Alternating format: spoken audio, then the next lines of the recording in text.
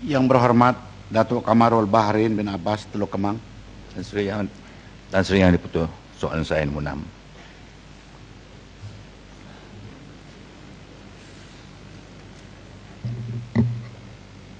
Assalamualaikum warahmatullahi wabarakatuh dan selamat pagi. Tan Sri Yang Dipertua, terima kasih kepada soalan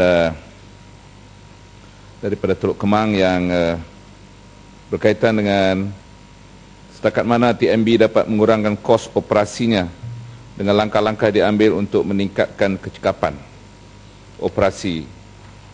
Tan Sri Yang Dipertua, untuk maklumat ahli yang berhormat, secara umumnya kos operasi TMB meliputi kos penjanaan, iaitu kos bahan api yang digunakan untuk penjanaan elektrik serta kos pembelian tenaga elektrik daripada penjana-penjana bebas. Kos yang kedua adalah kos penghantaran, iaitu kos pemasangan talian bekalan kuasa elektrik voltan tinggi, kos pencawang elektrik dan lain-lain yang digunakan untuk menyalurkan tenaga elektrik daripada stesen jana kuasa kepada substesen pengagihan elektrik. Dan kos yang ketiga adalah kos pengagihan, merupakan kos pemasangan talian bekalan kuasa yang menyalurkan tenaga elektrik kepada premis pengguna. Dari segi peratusnya, kos penjanaan merangkumi 74%, kos penghantaran 7% dan kos pengagihan lebih kurang 19%. Kerajaan sentiasa mengambil berat mengenai prestasi kecekapan operasi TMB dalam usaha mengurangkan kos operasi tanpa menjejaskan sistem daya harap pembekalan elektrik di Semenanjung Malaysia. Untuk itu, langkah-langkah yang diambil adalah yang pertama, pelaksanaan bidaan kompetitif bidding dalam pemilihan pemaju loji jana kuasa baru.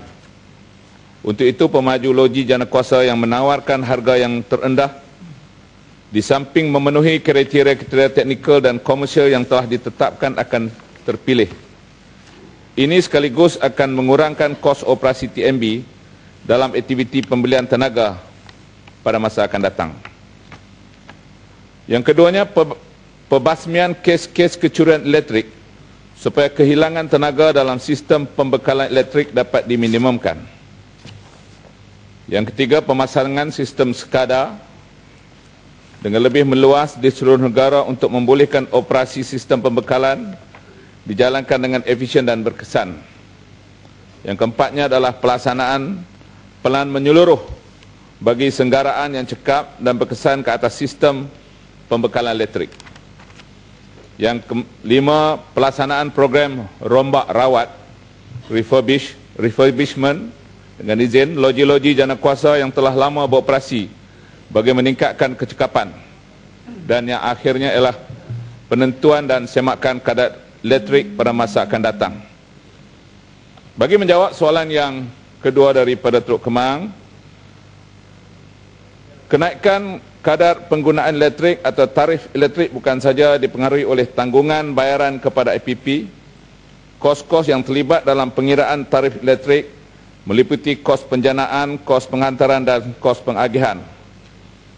Bayaran kepada IPP adalah sebanyak 30% dari kos penjanaan. Selebihnya merupakan bahan api yang diperlukan dalam menjana elektrik.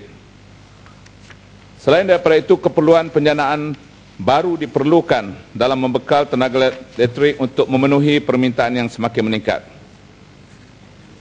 Sehubungan dengan itu, kerajaan telah meluluskan pembangunan loji-loji jana kuasa baru bagi menggantikan jana kuasa yang dihenti tugas bermula tahun 2015 hingga 2017 dalam usaha untuk meminimumkan kos penjanaan baru dan kenaikan tarif semenjak 2010.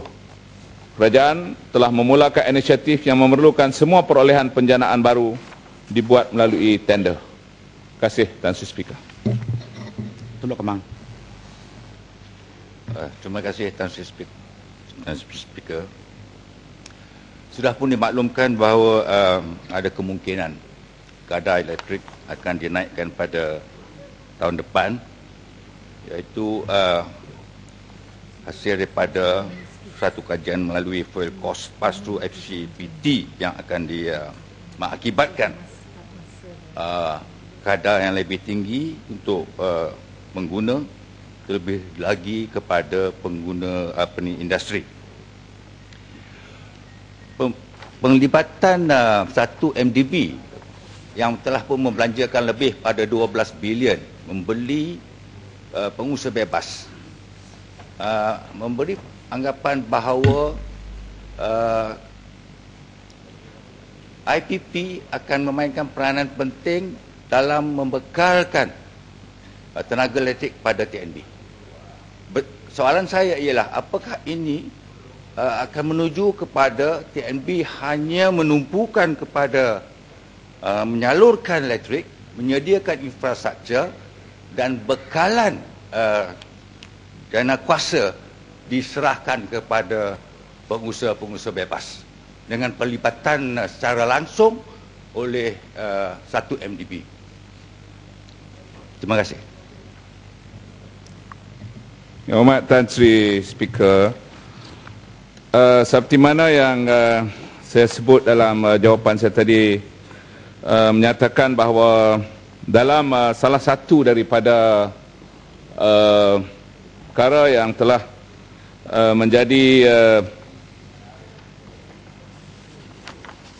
pokok dalam mengurangkan kos operasi adalah melalui yang kita sebut sebagai tender terbuka kepada semua penjana-penjana kuasa bebas untuk membekalkan bekalan elektrik kepada TNB.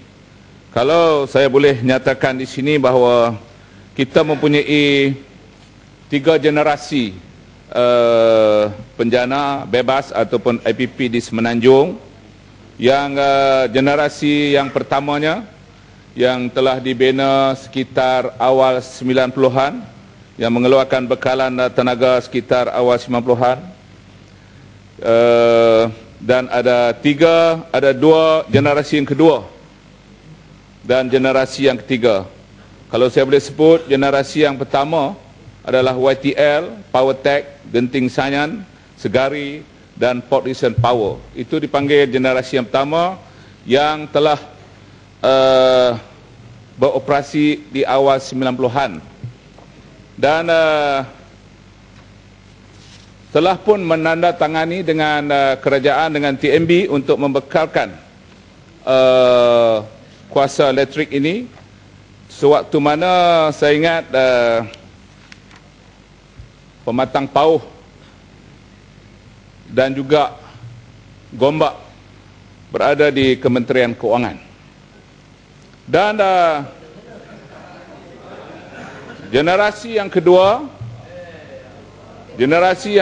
adalah generasi, ada 5 lagi generasi, adalah power plant, dan kemudiannya generasi yang ketiga.